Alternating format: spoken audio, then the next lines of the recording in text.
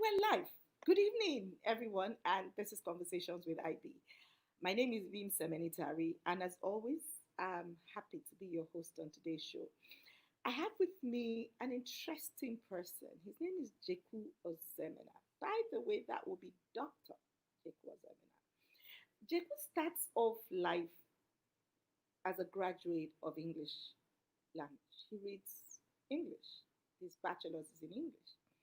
And then I'm looking at his profile. He has a master's in finance. He has a doctorate in business administration. Jekwu's worked in banking a lot of his life, and he's done everything. He's done from commercial banking to corporate banking to SME banking to investment banking. And this guy started out in English. He thought he was going to work in the corporate affairs section or maybe HR section of GT Bank when he got the chance to work at GT Bank. He gets to the GT Bank training school and slam dunk bang. He's asked to do mainstream banking. To use his own words, he says the thing looked like hieroglyphics to him and that there was nothing basic about basic accounting. I tell you the truth, Jeku, I feel you right there because for me, there's nothing basic about basic accounting.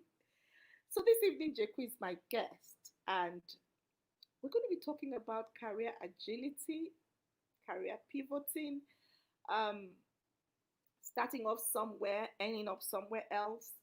It's going to be interesting to find out.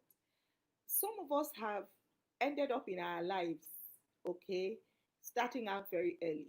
Many of us, especially if you're in your 50s and 60s, you get what I'm talking about. You go to school at 15, you graduate at 18, you do your youth service, you start working at 20, you climb very fast. In your 20s, you hit manager by 30, you're MD, and then boom, wham, you've plateaued. And so by 40, you're due for retirement, and it's like, eh? You still have a lot of energy, but you can't go sideways, you can't go upwards, and you're confused. And you don't know what to do. So this evening, Jeku is going to be having some of these conversations with us. Good evening, Jeku, and welcome to Conversations with Ivy. Good evening, Ivy. How are we today? We're good. We're good. And you're looking very good yourself. So Thank you I so mean, you're much. one of those who's gone through all of this. You. By the time I trust that by your 30s, you were high flying chief executive, top executive, everything. You'd seen it all. You'd been there, done that, and everything. But let's start from your story. This English graduate who walks into the bank hoping to do the usual thing ends up crunching numbers. Tell us a bit about yourself. Um, when I started off life, from secondary school, actually, I was a science student, pure science, further maths, physics, chemistry, biology. And not because I wanted to be a science student, but because my late dad felt that I was going to be a great engineer. According to him, that the way I dismantle things, I was such a hands-on person, fixing stuff. So so he insisted I study the sciences. I had no business studying sciences. I was absolutely not interested. Ironically, the flip side was the opposite was what obtained with my elder brother, who is a geologist today. He works with Shell. He wanted to study sciences, but my father said no, no. He's quite argumentative, so he thinks he's going to be a great lawyer, right? And he insisted that my elder brother studies um, law. Now, this is somebody who was routing for sciences. So that's even the beginning. I'm taking this my story a step back. So the first rebellion in my family growing up was that my elder brother raised money and bought a GC form and registered for art subjects, science subjects while he was studying arts. while I registered for art subjects while I was studying sciences. Okay. So, so when we sat, in fact, our results, our JAM results was the first sign of rebellion in my family, the first rebellion in my family, because my father just couldn't understand it. I mean, he, but the irony of this was that this is a man who insisted I become an engineer, but for some reason will ask me to, when he's going out. I mean, if you remember those days, network news used to have a lot of static, you know. So if he's going out, he'll tell me, oh, uh, sit by the radio, jot down the headlines, right, and the news summary for me. So I'll sit by the radio, I'll be craning my, neck, listening, trying to get the news and write it down. And he'll not only check the spelling, he'll check the structure, and we'll talk about it. And then he taught me basic things about journalism. Again, remember, he wanted me to be an engineer. He taught me the inverted pyramid. He taught me Rudyard Kipling's Six Honest Serving Men, right? He taught me all sorts of things. And then for every birthday,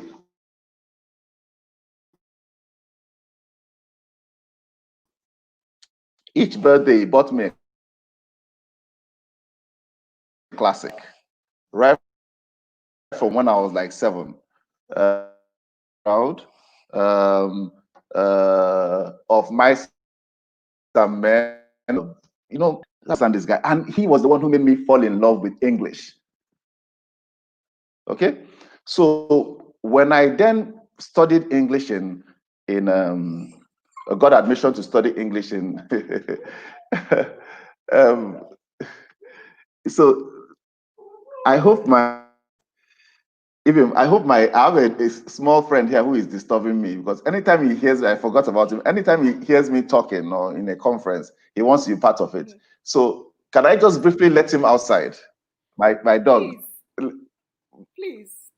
Let me just let him outside. Just a second. We'll give you a minute to do that. We'll give you a minute to do that. So, friends, this is Conversations with IB, and we're easy. It's an easy show. So you wouldn't be surprised that we go in and out. Jeku's just gone to let out his dog, so that he can have um, presence of mind. But he was talking to us. This is a home where the two brothers are a contrast of each other. One wants to read science, and his father says, do arts. The other wants to read arts, and his father says, do science. I'm back. Yes, Jekwu, you're on. Go ahead. So anytime Pokchop sees me talking on having a conference like this, he wants to be part of it. So, as he rightly should be. He's part of the family, isn't he? Please go ahead. So when I got into the university, it was relatively easy for me. In fact, when I got into the University of Lagos to study English, I didn't know English had two parts. The English that I went to study had two parts. I didn't know it had the language part and the literature part. So the literature part was a walk in the park for me. I remember that I used to come into school the first 2 weeks. I would dazzle all the lecturers because I'd read most of the texts that were being recommended as texts. I'd read them for pleasure. It wasn't, I didn't. So I was saying things, and then after which I would disappear and then go and do all sorts of things. Those days in UNILAG, we didn't have a theater arts department. So we had a group called Theater 15 UNILAG, where I eventually became the coordinator in my final year. So I started writing plays, directing plays, acting, became a sound, a lights and special effects person. I was constructing sets, all for fun, right? But all those things came into play much later in my life, and I'll explain how they came into play. So a lot of people thought, they used to call us layabouts because we are not studying theater art. So when we have to go to class, we go to for lectures for our regular courses, and the only time we had to rehearse will be in the evening, or towards productions, we'll do all-night rehearsals. Okay? So I then left university, and then I was hoping to get a job. I mean, everybody wanted to get a job. If you recall the military era, it's almost as if you don't know some top military chap, you won't find a place, And then I was fortunate to apply for a NYC spot in Chevron Nigeria Limited, and I was invited to write a test. I know all of us those days we used to study GMAT and GRE, so it was easy for me. I got through, and the last test was an essay. They asked us to write an essay, and I said, God has caught these people. How can you ask me to write an essay to get a job? There is no way. I wrote a blockbuster essay. Eventually, they selected myself. Somebody, the two other guys have become lifelong friends now. Mudia Gasota, who is a banker, and Ali Umaji, who became a banker and eventually went back to corporate communications. So we're all serving in the corporate communications department of Chevron Nigeria Limited. So I was serving in corporate communication, then community relations. So this is the background. So when we finished service and we are not retained, we're all hoping we're going to retain. All I was looking for was a job in the corporate communications field. I was looking for a role, public affairs, or even my late father was a diplomat. So I was looking for, a role in the foreign office, something where I thought my skills were best suited. So when a friend of mine informed me casually informed me that he's he just wrote a test at a bank called Guarantee Trust Bank, which was my first time of hearing of the bank, Guarantee Trust Bank. He had been serving with Lead Merchant Bank, and ironically, that friend today is the group deputy managing director of Access Bank, Roosevelt Obonna, right? So he casually mentioned to me, and I said, "Really?" He said, "Yes, they're writing." I remember those days when we used to. Guardian on Tuesday was our friend, because Guardian on Tuesday used to publish all the job listings and vacancies. So I quickly, I quickly rushed the next Guardian on Tuesday to see if I could find anything. I didn't find anything. I carried my CV, got somebody who introduced me, sent me the address, right? No, Roosevelt had told me, giving me the address. I got somebody who directed me to the head of HR. If Isiomo Godazi then. So I went there and I submitted my CV. You see, all that was because of my background in English. I believed that I could pass any interview. I strongly believed, because one, my background in English, my stint in the theater, because the theater is about presentation, and every second of your life, every day of your life, you are making a presentation. Even when you are proposing to your wife or your girlfriend, you are making a presentation.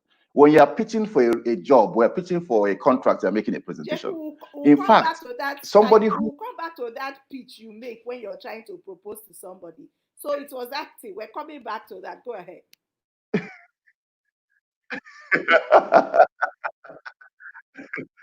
so so sometimes people who can make good presentations get away with of life. I felt that I didn't know much about banking, but once they gave me an opportunity to talk about myself and talk about what I can do, that I will sail through. And that's exactly what happened. The GMATs, before, when I started looking for a job, and I realized that the only thing between myself and getting a good job, because I didn't finish with a 2-1, I finished with a 2-2. Then in University of Lagos, they said that first class was for the gods, for Department of English. Nobody had a first class until much later after we had left. That's the story 2-1 of was Department of our English first class. everywhere. Yes. They say the first 2-1 class was is our first reserved class. for heaven knows who. Yes, Yes. for the god. Yes. So the only one person made a 2-1 in my set, I believe, one person, right? So the rest of us we made 2-2. In fact, for me, ironically, by my final year, I completed my CGPA. No matter how hard I tried, if I scored 5 points in all my courses, I'll finish with a 2-2. If I scored 1 point in all my courses, I'll finish with a 2-2. So I did the mathematical computation, and I'm like, really? So there's really no need for me to try anything again, because so I just had fun in my last semester. Okay.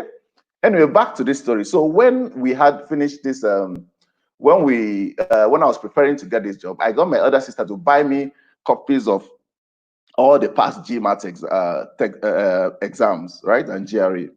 At those days, employers of labor were so lazy, right, that they didn't set their own exam. In fact, they didn't have the capacity to set their own GMAT. So they were always setting past GMAT. So I memorized the GMAT like a script. You know, when you memorize a script in a play, that's how I memorized the entire book.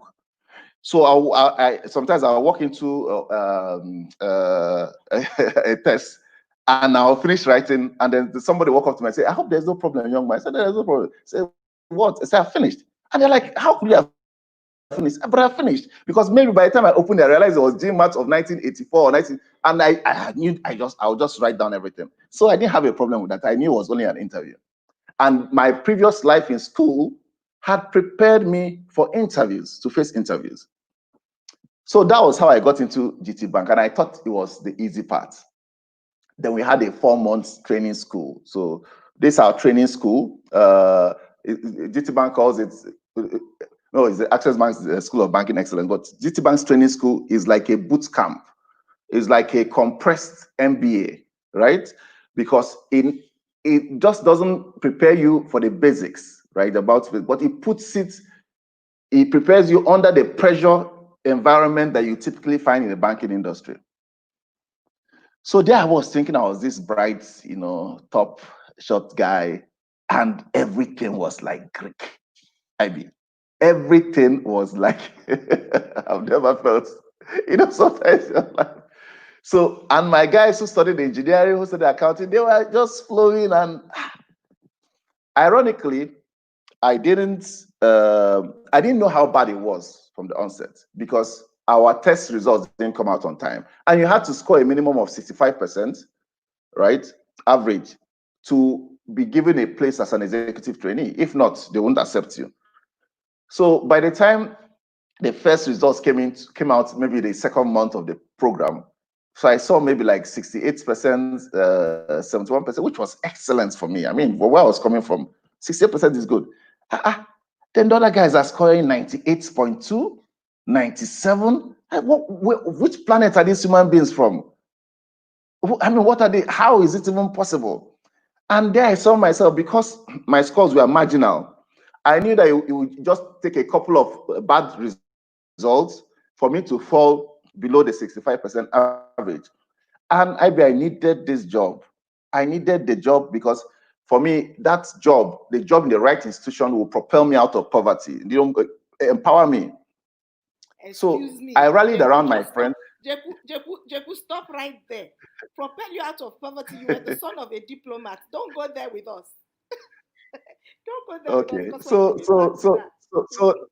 So let me yeah, correct. But you see, the problem with that in Nigeria is that there are no safety nets. So in Nigeria, when you fall, you crash, right? Now, very true. My father was the epitome of ethics. My father was a very ethical man, and he was a civil servant.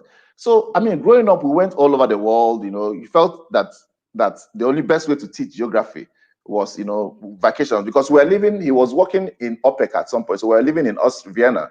So you put us all in this station wagon and drive across country. So we went to literally almost all the countries in Europe at the time. But when he came back to Nigeria, post 1983, during the rationalization of civil servants, right, he lost his job and he never recovered from it. You see, and there was nothing to fall back on. Again, he also peaked before his time. He's one of those people who peaked before their time. So I learned a lot of lessons from him, from his life. So by the time I was in university, we were all struggling. In fact, by the time we were leaving secondary school, we were already struggling. Into university, it was a disaster. So living with my elder sister, who was then a junior officer in UBA, she was the one taking care of us. My father no longer had the capacity to take care of us. Okay? So that is why I said that this, for me, you see, the worst kind of poverty is the one where you have seen, you have been comfortable before. That's the worst type. I'm assuming that, I mean, I don't know, that if you have always been poor, you can't really tell much of a difference. You can tell. But if you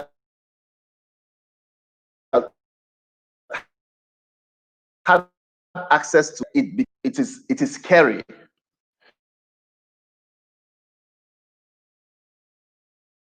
So this is what propelled me. This is what was propelling me.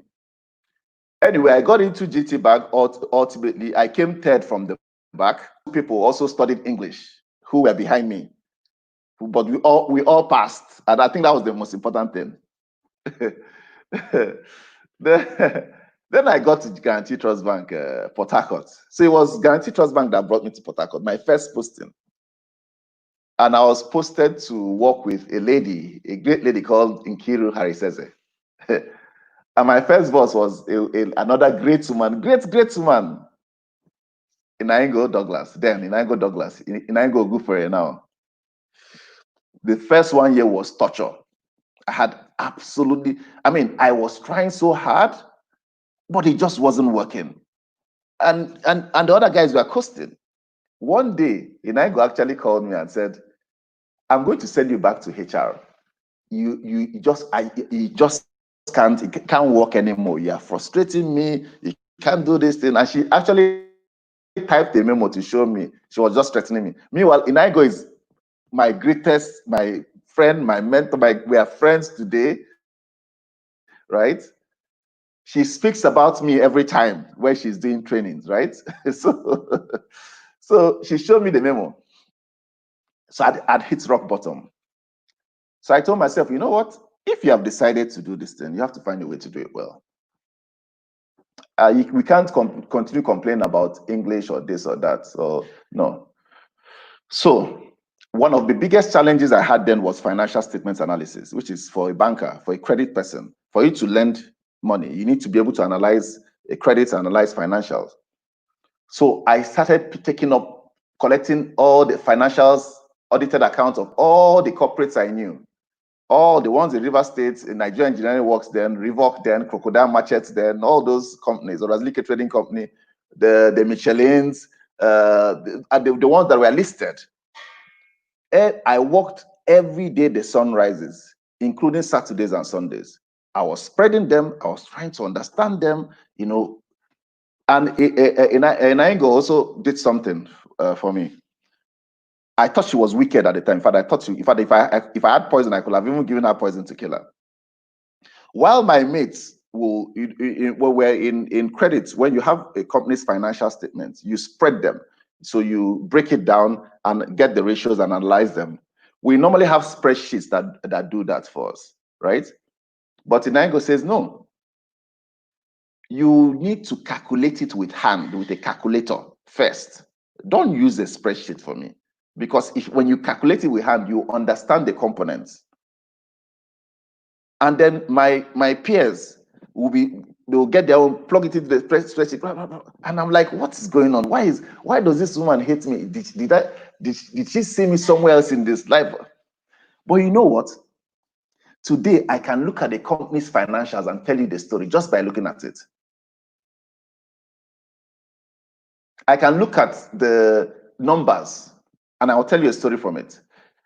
Why? Because, or I can look at a ratio. I remember earlier, 2-3 years ago, I was writing a lot about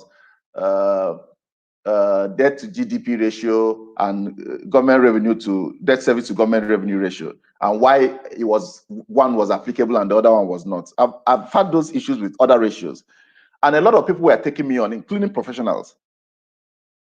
But because I've come to realize that most times when professionals see ratios, right, a lot of professionals see ratios, because they memorize the ratios, because they don't even understand what the ratios are supposed to test. They don't understand the variables that make up those ratios.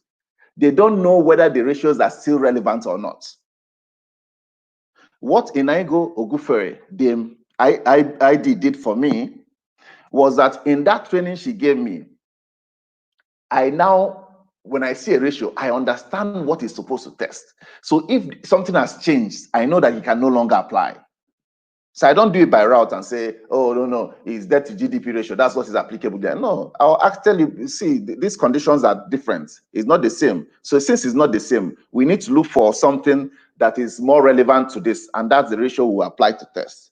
So So that's some background to the kind of bosses I had. Okay. So after the first year, by the time I was doing these ratios, one day I had a eureka moment. You see, in English, in literature, there is a course known as practical criticism, right? So you'll be given a work of art, maybe a poem or a short story, and you are told, okay, what is this story really about? What is it? What is the poet trying to say? Where do you think it occurred? So you go beyond the superficial meaning and and dissect it. So I'm going to digress a bit. So in those days when I was literally, people thought I was a trout in Unilag. They used to call me the great. Some of my classmates used to call me the great poet because I used to write a lot of poetry. They could see that I was good in my literature. It's just that I wasn't coming to class. So one day, some of my classmates who had been coming to class, now Professor Akachi Ezigbo's class, then she was Dr. Akachi Ezigbo, she had given them a poem to criticize. J.P. Clark's poem, Rain. And when they brought the poem, so me, when they come class, so they brought the poem to me where I was hanging out and said, they gave us this assignment, Jex. We don't understand it. Look. So I looked at the poem and I said, this poem is talking about somebody's first sexual encounter. They said, God forbid, Bamba. No, this is talking about rain. If you know Dr. Akachi Ezigbo or Professor Akachi Ezigbo, she's a proper born again, has always been born again. I said, no, this poem can very likely, if you go beyond, if you detonate it, go beyond what it is, it's talking about sex. The first, so they said, no. I said, okay, because of this thing now, I'm going to come to class. I wasn't planning to come to class, but I'm going to come to class. So I appeared in class. Now, you see, there are a couple of things. First of all, this is a contrary position to what people had. Now, this is the class of a born-again Christian. Professor Ezigbo will wear scarf, long, so you know that kind of whatever. So I was in class, and then waited. They were waiting. They were literally waiting to see how I will react. I kept quiet. They were asking. Everybody was presenting their own position. Okay, this is what Rain is talking about. Da. I waited till the end, though, just to build, what was it called? Expectations. So I then said, this Rain, ma'am, as I was about to close the lecture, I said, ma'am, I would like to say something. This Rain is not exactly about the first rain, though. This is more like somebody's first sexual experience. I said, really? There was pin drop silence.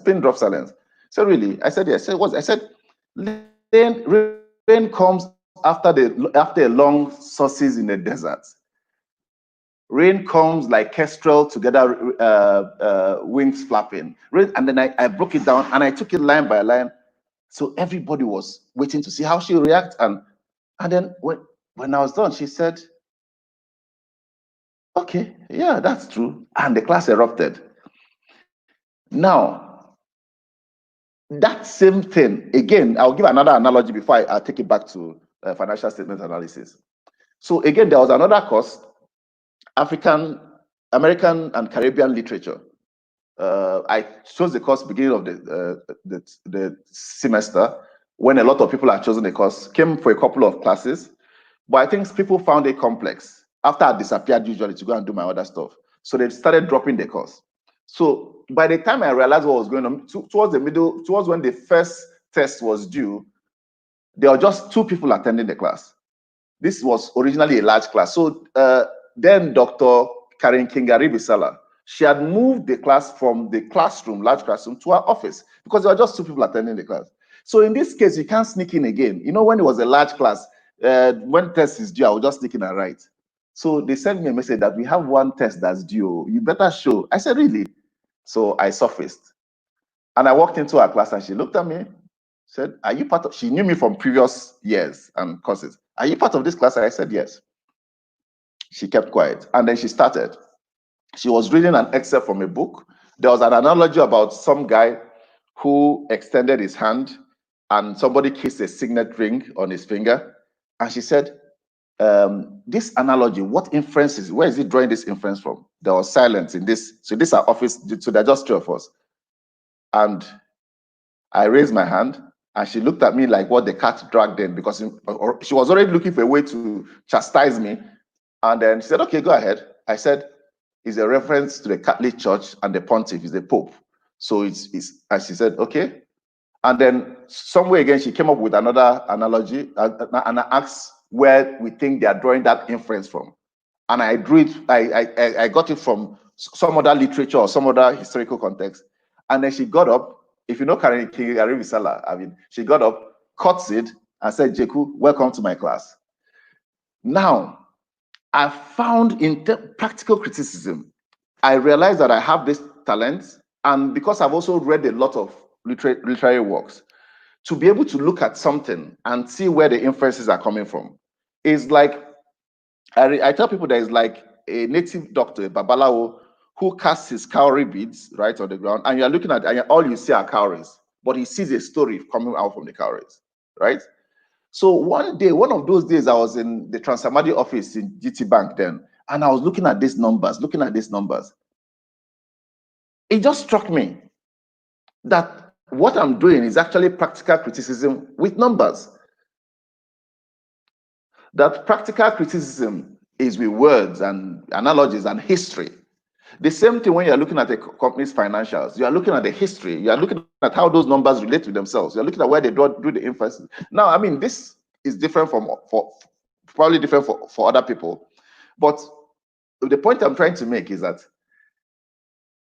a lot of times when we find ourselves in this kind of situation, we are trying to learn and think like the people who studied those disciplines. The first time I realized that I can actually think like a student of English, a graduate of English, and apply that knowledge to this thing that I thought was undecipherable. As soon as I started doing that, it was open sesame. I could have done the same Eureka thing and turned off my clothes and ran outside and started screaming, right? So from that point, my biggest challenge I was taking care of, I already did have a problem with the marketing side, meeting people and stuff. So by my second year, year and a half or so, second year, I got my first promotion. And in my first promotion, my then boss, who is also our boss, so this was also Inango's boss, called me into his office and said, in those days, we used to have like our appraisal system. You first appraise yourself in pencil, submit it, and then you have a discussion with your boss, after which you then agree, and then he writes it out in permanent ink and submits it. So I'd done my appraisal in pencil and submitted it. When I walked into his office, I saw that he had done my appraisal in ink. So there was no room for discussion. So I was falling for a fight. I'm like, I mean, after all this punishment, after all this stuff done, and the guy tells me, you know, Jekwu, we are not going to discuss your appraisal today. No, far from it. Because the work you have done for me, very few managers, I was an executive trainee, very few managers in this bank can do it. And you have improved significantly over the years. So today, as you can see, I've already done your promotion, appraisal, and I've recommended you for promotion. But today we are going to discuss your career. Because you see, you're a graduate of English. So no matter how good you are, at some point people are going to say, but he studied English. So how do we take him, promote him to a role where it requires skills that are beyond these skills? So you have to do something else. You have to prepare yourself for that time when that question will be asked. This person who I had this discussion with is Dr. Okenwuke, who later became Group ED Access Bank, retired. He's now back on the board of Access Bank as a non-executive director, and he's a group deputy managing director of Cosaris Group. He said you have to prepare yourself for when this question will be asked. So you either prepare yourself to write I can, or you undertake an MBA, and don't stop there. you go and you pursue at some point.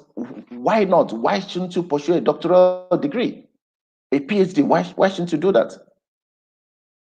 Remember, I was an executive trainee when he was having this discussion with me. So he told me that because of the role, because of what you have chosen to do, from time to time, you need to scan your environment and determine the skills that are relevant to what you need to do. I was taught, the same way an organization has a vision and a mission statement, that as an individual, you should have a vision being where you want to be, and a mission statement being how you intend to get there. At that point, I didn't know that this was what the HR people call taking a skill inventory. I didn't know that this was what was called career agility. I didn't even know that time I moved from English to banking, that this was called pivoting. Now, these are all concepts in HR, but I didn't know. So I was just there, and then as told me this, and I thought about it. I said, really, this is cool. This must be it. So shortly after I embarked on my first MBA, I did that one, an MBA in finance. I also struggled. But you see, the difference was that while I was doing the MBA in finance, right, I'd already been interrogating financial concepts. So it was something I'd met in the course of work. So it was easier to comprehend and understand. You talked about people starting their careers, picking or whatever. By the time I was 32, I became a senior manager at 32, I believe. Yeah, I was 32 years old. Today in the banking industry, it's rare. I mean, people who are 32, there are still people who are second level or third level. Even when I became a senior manager at 32, a lot of my peers were like, okay, even in that my class where I was a struggler, right? I'd always been ahead of the class. Even in that same class where I was a struggler. Now, I'm not saying that we didn't have people in the industry whose career trajectory was faster than mine. Of course, there are a number of them, but there are not many of my generation. There are not many. So I did my first MBA in finance. I was also undertaking several courses. Then I became an assistant general manager in 2011.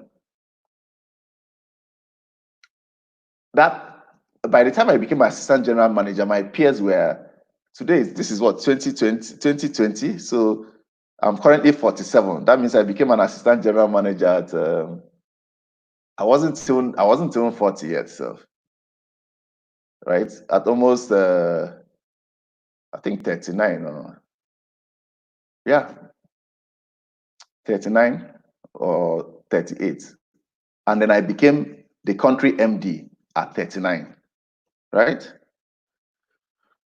So, but at some point, I also realized that my vision was not going to terminate in the banking industry. Fulfillment for me went beyond the banking industry. I'm going to pause you there because Okay. that brings me to something I want to know. You said at some point your vision is just new. No, no, no. I'm doing so well here, but there's more. How does a person get to the point where you say to yourself, with all of these successes, there's more? There's more that I want to do, and it's not in this area. I mean, people will say that's being rather risky.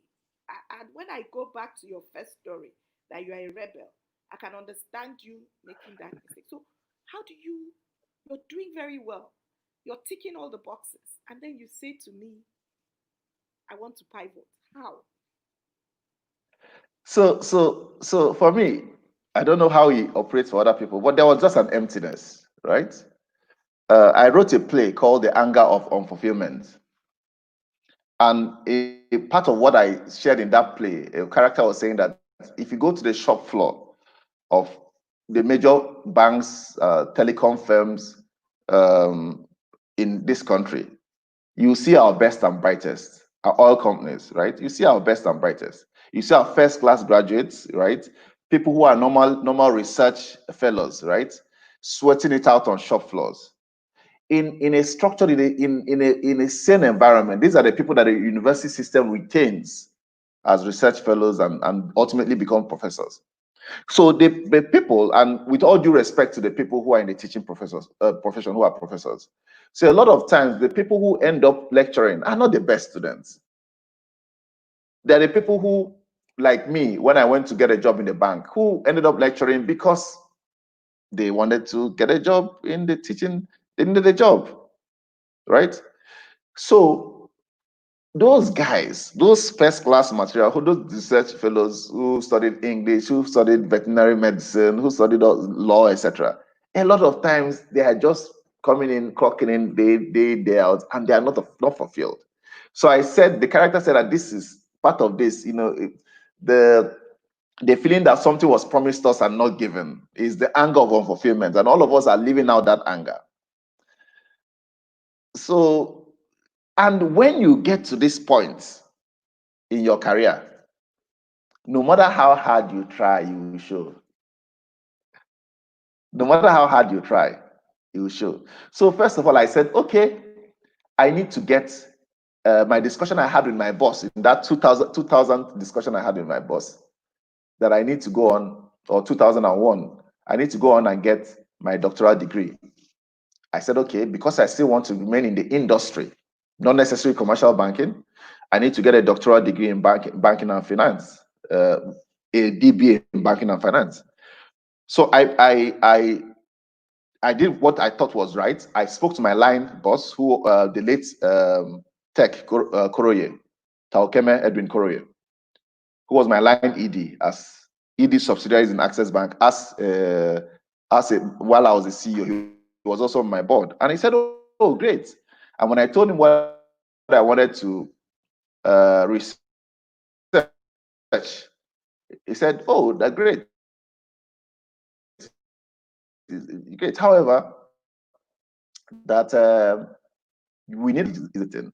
So I did this approval and I gave to him. I said, "But you don't have time. There's so much work to do, and part of your program requires you to be in class a week of in every module. 1 week of every module you spend in class, while the rest is research based. That's the nature of the DB I did."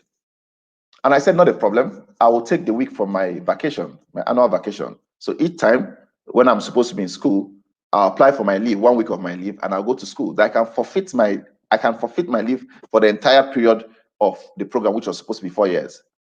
So based on that, I did an application which is approved, and I sent it to along the direct reporting line. The final person to approve it being our then group managing director, Herbert Mwigwe, who is now the managing director of Access Bank. So Herbert got it and called me and said, "Jekwu, he minuted on it that I need to interview you on this. We need to have a discussion." So one day I came into Lagos and I saw him, and I said, "Why a PhD is such a strenuous whatever? You won't have time. You're an executive. You won't have time." And I said, "No, but Herbert, a PhD or a doctoral degree is about research. I've been researching and writing. I published 2 books while I was here. So there's no difference from what I've done. It's not going to distract me." He said, "Really? Oh, if that's what you feel, okay, no problem." So he approved it. Meanwhile, this wasn't the first time I applied for a doctoral degree. In 2008, when I was a group head global financial markets of Access Bank based out of Lagos, I'd applied for a doctoral degree and I received admission. However, this was at the height of the global financial crisis. I was still battling to save my job and save my deals, and then I'll go off and veer off and do a doctoral degree. So I didn't even defer it. I just forgot about it. So this one, I was determined to do it. So that's how I ended up doing the doctoral degree. Now, I'm going to take you back to when I was group head global financial marketing Access. So 2008, 2009 was the boom year. People were doing deals, raising capital. There was a boom, the capital markets, global financial markets. So we're the fairhead boys. We did this ambitious capital raising for Access Bank. Did road shows all over the world. Raised almost we did a GDR and raised more than 3 times. What is more than 3 times? More than 4 or 5 times what we set out to raise.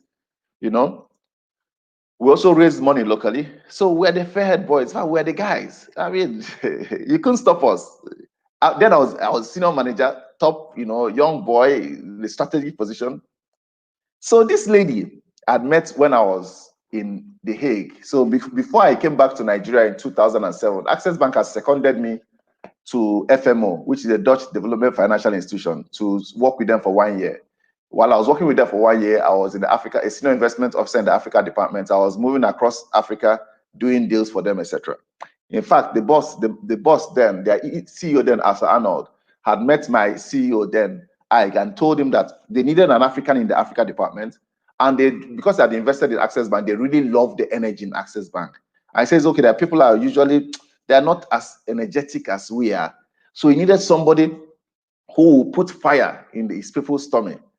And then I said he knows the person. He knows just the person. So I called him and said, "Where are you?" I said, "I'm in Port Harcourt." He said, "Please come to Abuja. I need you to meet someone."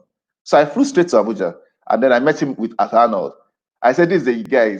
I said, "This is the guy." I Boje Mokwede. This is the guy, and he will. So that's how I got to travel to The Hague and did this work for FMO. So when I came back, I then headed global financial markets. So while I was in The Hague, there's this lady who was working in HR of SPDC, Nigerian lady. Actually, not Nigerian. She's married to a Nigerian, but I think she's Cameroonian, but she has become Nigerian. So we became friends. When she and her husband came back to Nigeria, she joined a bank heading their HR, whatever. So one day she called me out of the blue. So we had drinks, and he told me that she wanted me to come and work for the institution. That she was head of HR, and she made me this. Remember, I was a senior manager, so she made me this offer that was like twice my level already. I was already a young senior manager, and she made me this offer that was like twice my level. So this was 2007. Oh, okay. So no, she made me an offer that was one step ahead.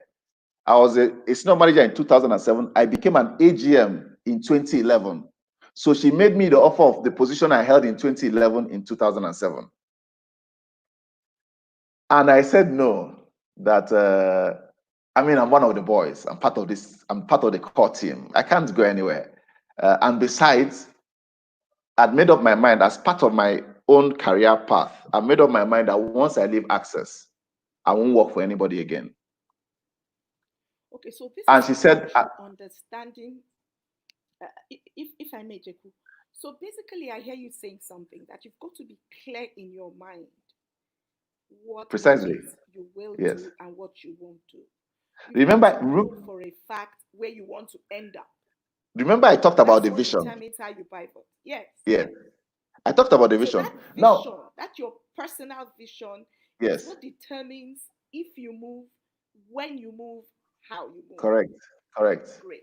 Correct. Now, of course, circumstantial variables can affect the vision, but the core of the vision remains the same. Circumstantial variables can affect the mission statement, how you intend to get to the vision, but the core of the vision remains the same. So when she told me that, I said no. She said, "You know what? You are my friend, so let me remove the hat of the headhunter." Mm-hmm. You see, in that's when I learned about this. She told me that in modern HR or whatever, that you don't have to. There is nothing like loyalty. Your institution is not loyal to you either. I mean, there's not really a loyalty in the old sense. When your institution is tired of you, when they get a younger person who has a capacity, who they can pay less, who is also, they will take him and they will find a way to send you out to pasture. So the best thing for you to do is to, over time, acquire, based on this plan you said you have, acquire the skills you think are necessary to help you achieve this plan. If it means you moving out of that place, this your comfort zone or this institution you have been into another institution that will accelerate that learning or prove to you that you don't have the skills, but you need to take those chances. And I said, okay, I've heard, but I didn't take her serious. So by the time I started having these reservations by 2013, 2014, I kept on thinking about the discussion I had with this lady in 2008, you know, and I said, okay, this is what she was trying to explain to me. But at the point, I was too blinded by loyalty and blinded by, and this is not to say that loyalty is a bad thing. It's not a bad thing. But, you know, I was so consumed by being part of the system that it took away from my ability to effectively execute my own plan. There was a lady, I don't know where she is today, in the Nigerian banking industry back in the day. She used to write a column in, I think, one of the business newspapers. I think she used to be an ED in Zenith or something. And she even had a stint as a group executive in GT Bank. Tina Vukokwashi. Tina Vukokwashi wrote something. There's a column she wrote, and this is long, long time ago. I was still in GT Bank. I'll never forget it. She said that in the corporate world, in order for you to survive in the corporate world, you have to be innately selfish. You have to be innately selfish. And innately selfish is not selfish in the pedestrian sense. Is that you have to think of yourself. You see that your personal vision or whatever, you have to think of how to execute it while you are working for the benefit of your institution. So you are an entrepreneur. All of us cannot be entrepreneurs, but some of us are going to be entrepreneurs. But while we're entrepreneurs, we have to ensure that whatever we're doing is in line with the vision we've set for ourselves. If not, what will happen is that by the time you get to the zenith of that profession, you will just be empty and frustrated. Wow. So it takes me back again to one of the things we discussed before we went live. So one of the things I've always told myself is that I'm not just working to put food on the table. It's important to put food on the table. Extremely important. However, because man is a social being, we live in a social environment. You have to find a way to give back to that your environment. You have to find a way to impact your environment. What you see with some of us, a lot of us in the corporate environment, especially in the Nigerian banking sector, which is a high octane driven pressure cooker environment, is that we hardly have time to sit with even family. So all we do is they will call you, there's something going on. You say, okay, how much is it? You say, okay, it's 10,000. Okay, take 20,000 naira. You send the money to them. Take just solve the problem. We end up, a lot of us, disconnected from the environment we operate in. In fact, there's a piece I'm writing. I've written it in my head. I've written it in my head. But okay, let me share it since I've written it in my head.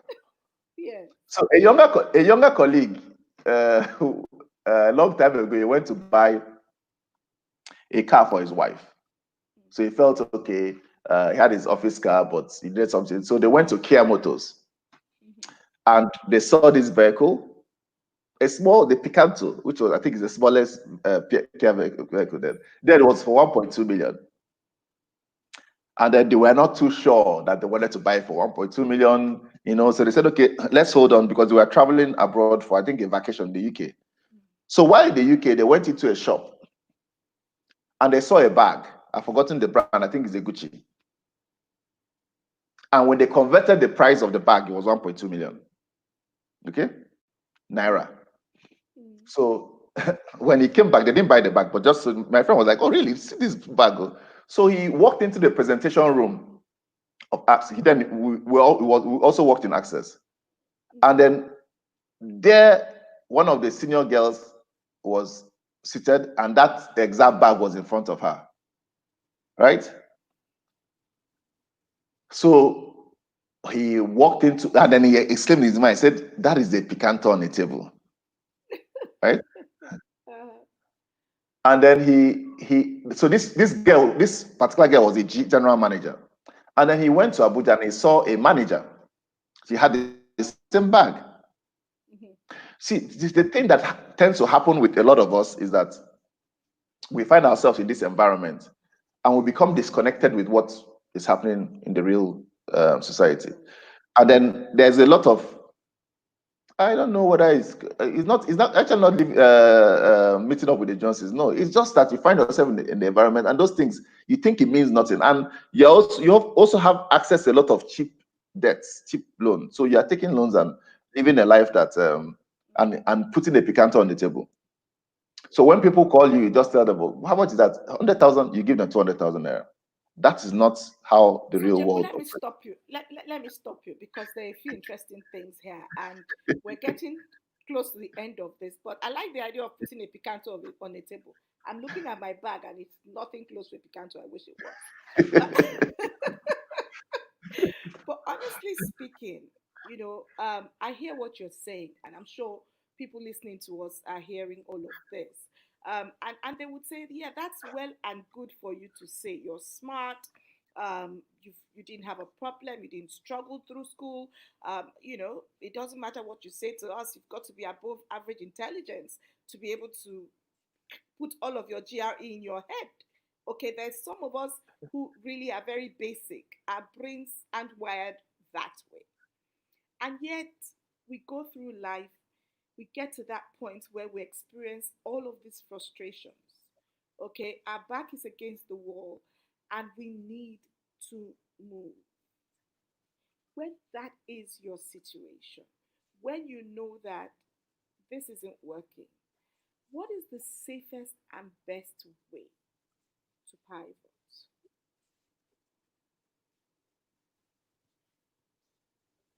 Okay, so I'll take you back to the lesson from practical criticism.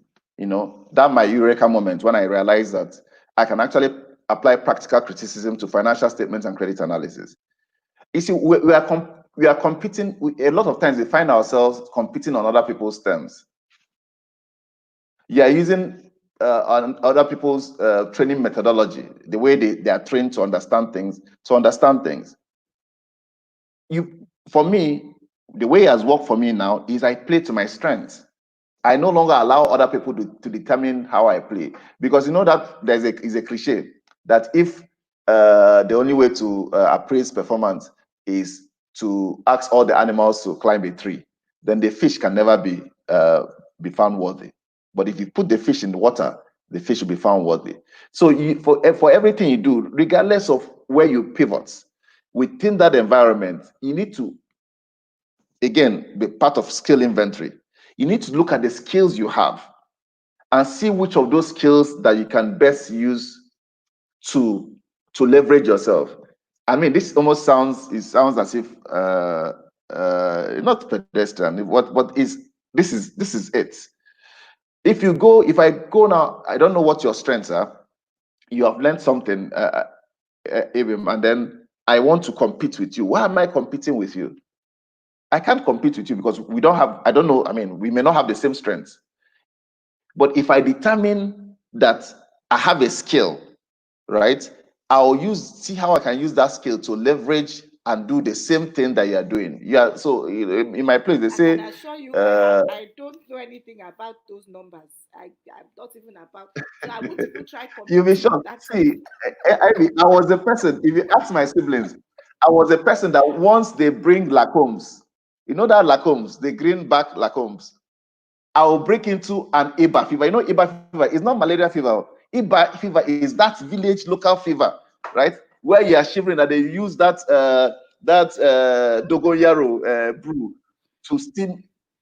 I will break into that fever. So I was that person. But somehow, with this understanding of using,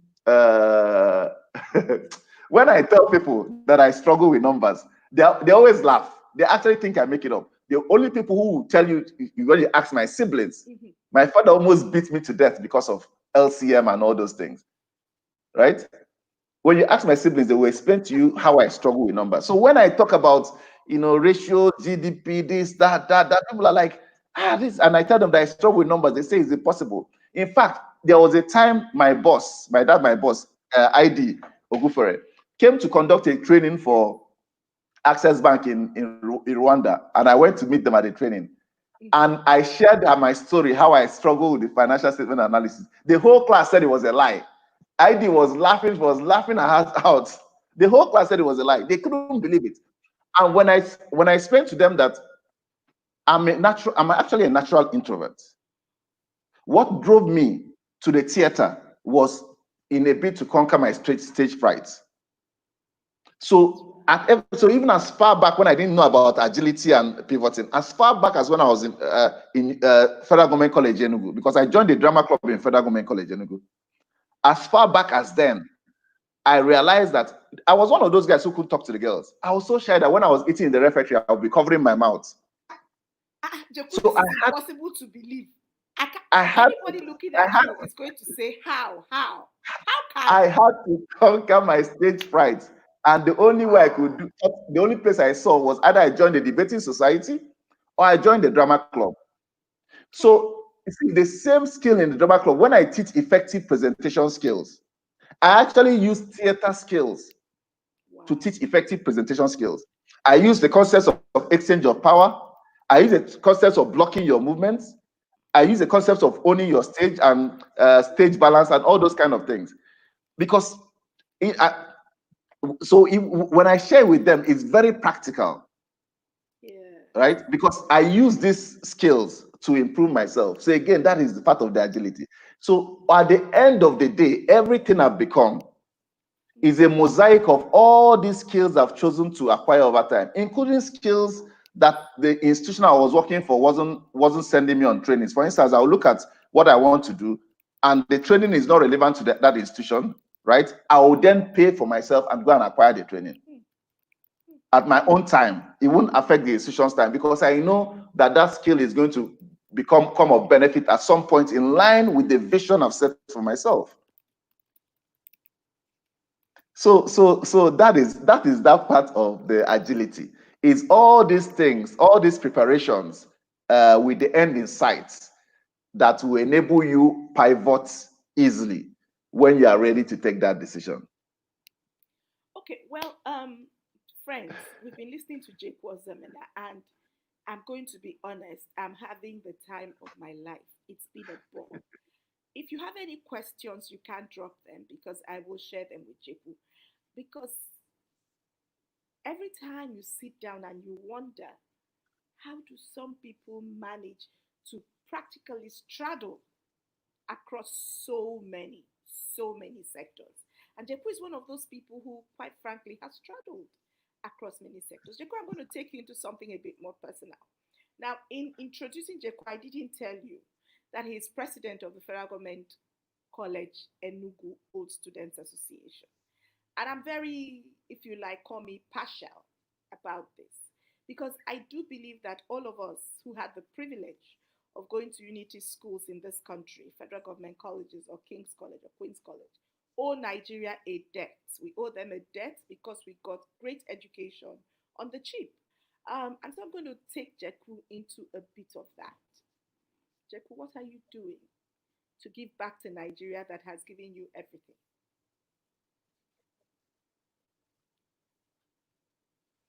Okay, so spot on.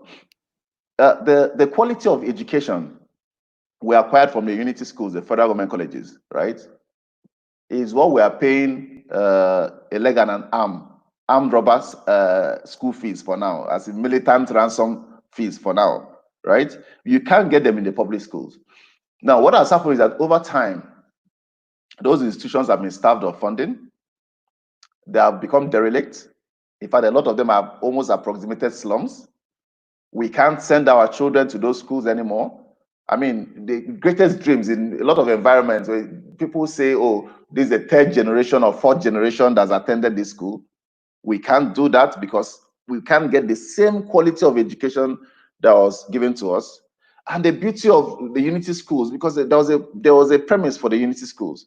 We had friends across the nation. We had from all tribes and tongues. In fact, the structure was that each set will have representative from almost every ethnic extraction, right? So, as part of what I felt was important for me in life, not, I said earlier that it's not just about putting food on the table. I felt that at a certain age or stage in my life, I had to begin to give back to my primary environment. And my primary environment is not necessarily um, is not my primary community is not necessarily my hometown of Oka, right? I've lived in Port Harcourt for over 20 years. So from a geographic perspective, Port Harcourt is my primary community.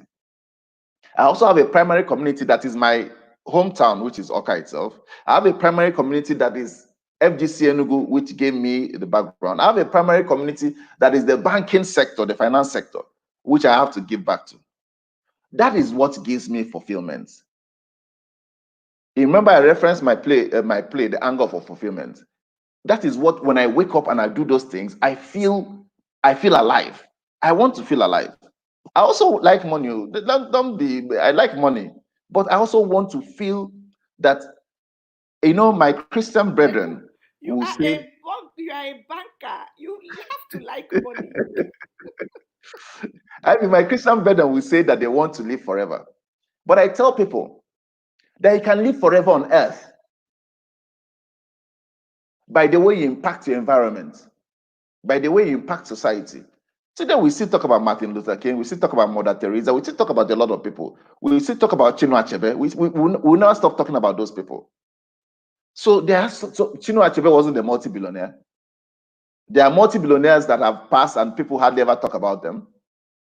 Chinua Achebe didn't leave an edifice, a physical edifice. That I'm not aware that Martin Luther or even Malcolm X or Thomas Sankara or Patrice Lumumba and the likes of them left physical edifices but society will never forget them because they impacted society. So going back to Federal Government College Enugu, I said that if people like us, with all the experience we have acquired in the corporate world, don't come in and help these people create the platform to a sustainable platform, then we are failed. So one of the things I set out when I decided to run for that office was sustainability. Create a platform that will enable the next president and the next executives build on it. For instance, before I came, we didn't have a nominal role. I couldn't tell the number of all our alumni and where they are, right? So by the time we started, we had gone into the archive, brought the hard copies, and we verified and purified the documents and transcribed them into electronic format. So as we speak now, it's just one set that was outstanding, 1996 set.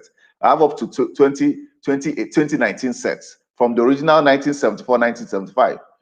So the second stage which we are going into is the data purification and verification, where we'll have the various, where they are currently located, sectors where they operate in. Because one of the core things and one of the core reasons why these federal government colleges were set up was to enable us reach across the divides, ethnic and religious divides. But we can't do that if we don't have the data. We don't even know where a lot of these people are. Maybe some of the sets may know, but people across sets, they may not know. So we are creating this searchable registry that will enable you at the click of a button. If you want to know any person who went to FGC that's in the telecom sector or the banking sector or the medical sector, you can do that.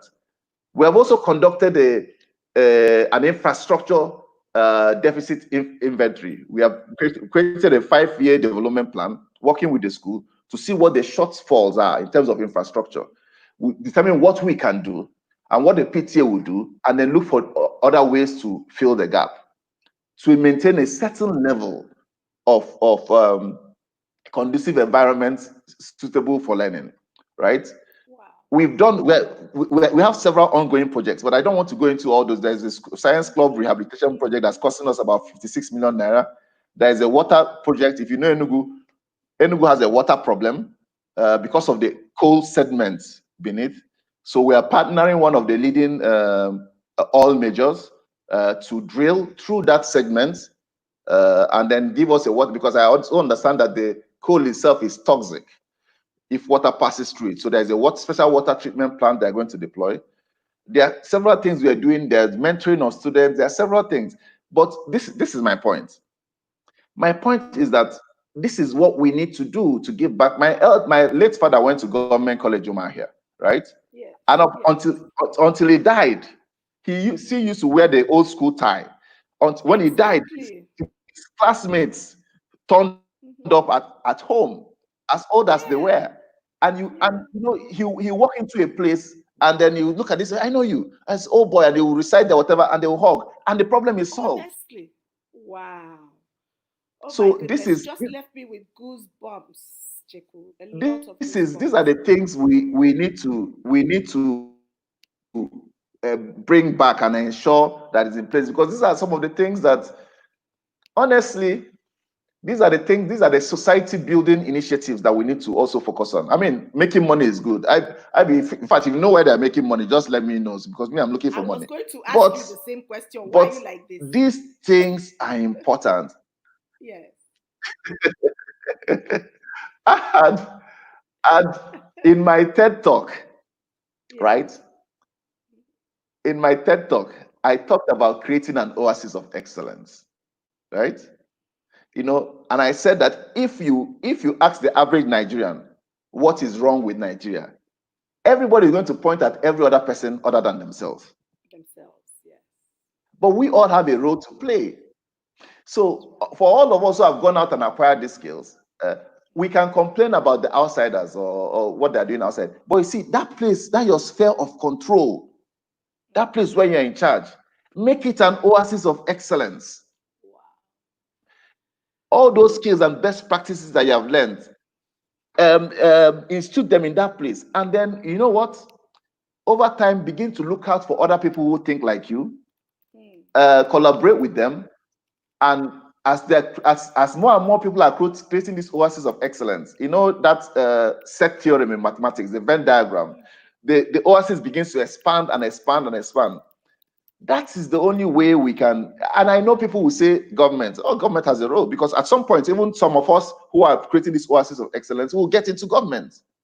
So wherever they find themselves, will be doing that. Because if not, every day we'll be blaming how the system has failed, the structure has failed. Like what we're doing in FGC Enugu now, we are creating a structure. We are trying to create a structure. We hope we will succeed, so that the next set of people who come in will build on that structure. But there has to be a strong foundation. Some people told me when I was running for that office, I told them that I'm not interested in reunions, right? Organizing another reunion. Reunions are good, perfect. Nostalgia, and it encourages people to donate, etc., etc. But for me, for my 2 years in office, I need to build a governance structure, right? So that you can imagine that if you have a proper nominal role and I need an intervention in the sick bay, for instance, I may not need to reach out to the entire alumni body. I can actually reach out to only those in the medical profession and say, guys, we need some help here. I can reach those in the sports industry to say, guys, we need some help there. It may not even be money, it's something you can do. It's something you are positioned to do. But without that data, it's difficult. It's difficult. So we have to first mine and purify the data. So these are small things that we are doing in FGC Enugu, Old Student Association, that gives me joy. Ozoemene, it's been a fulfilling time talking with you, and I wish I could go on, but at this point, I'm going to have to wrap up. No One problem. really last question, and the answer better be positive. When are you running for office? I, ultimately, a lot of us have to get into public office, because if We we have don't to. do it, who will do it? Exactly. If we don't do it, who will do it? You see, in Nigeria, right, we have a fundamental problem. The problem is not unique to Nigeria. We have a situation where we have professional politicians. All their life, they have not done any other thing but politics. From when they left school, for those who went to school. And in Igbo, they call it Igbo Akpa politics. It literally translates to carrying a politician's bag. They say that if you have not carried the politician's bag, you will not be given an opportunity to serve, right? Now, it's almost like the Igbo apprenticeship system. So you learn while you're working. But there's a thing that working in a structured environment, there's some skills. And I'm not taking away from the entrepreneurs who have never done those things. In fact, a lot of those entrepreneurs have actually even gone back to school to train themselves. There are some things. There are some things about governance that you learn from working in. He's laughing, and then we have all sorts. All of us who have gone out, we have done it all, and we come back, and we are here belly aching and complaining. So, and public office is not just elective office or elections. It's also by appointment, by going to serve. By I've served on two presidential committees. I've served on two presidential committees under President Yaradua based on a model I developed. So I developed that's a long another story that I may not we don't have time for me to share here. I developed the model and I was selling. Apparently, somebody else had been selling the model, who was then General Tunde Rees, who was the head of the executive chairman of FHA then. And somebody told him that I had this model, and he realized we had similar models. So he told me, the first day I presented it to him, he said, "Young man, we have to go and see the president. I've been trying to explain this, and you're the only banker who seems to understand this, the only Nigerian banker." And that's how I ended up in Aso Rock, and we made the presentation. But the frustrations that came out of those two committees, I had a phobia. In fact, I literally have an allergic reaction anytime you talk about public service, because you will have solved it. Those problems are still there today. And I also realized that it wasn't as if I was a super brilliant person, because when we served on the committees, I called for reports of previous committees on housing, because it was a committee on affordable housing. And I saw that a lot of the things we are proposing have been proposed by previous committees and not implemented. So the reality is that the people who have the skill and vision never actually get to the point, because of the nature of this democratic system that we run. They never get to the point where they can implement them. Yeah.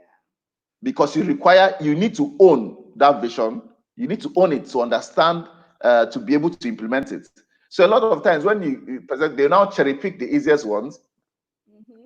And the worst part, IB, so maybe I'm sure we are out of time, but the worst part is that, Nigeria is a procurement.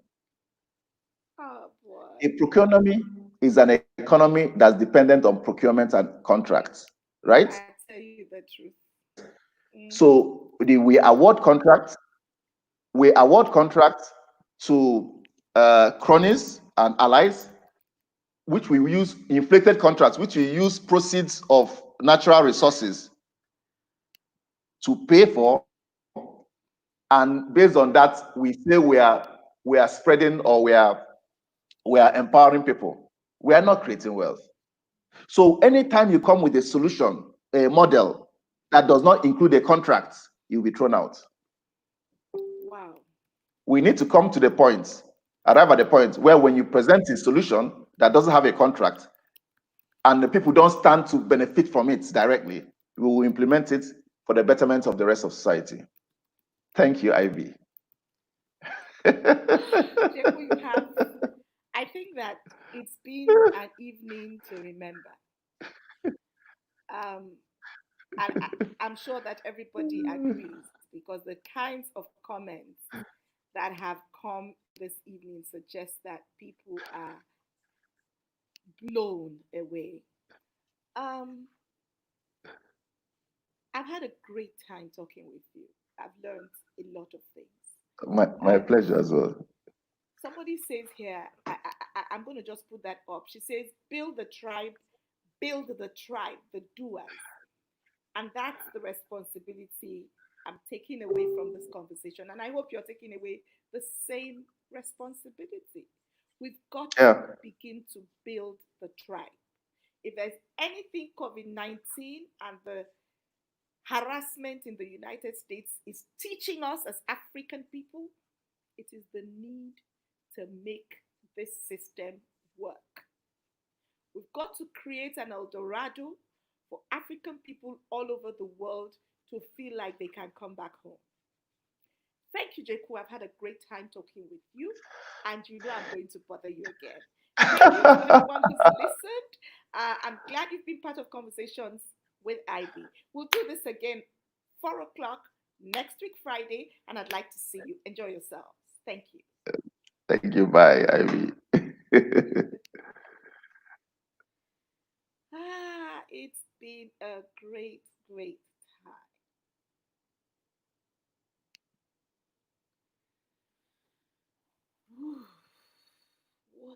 a day.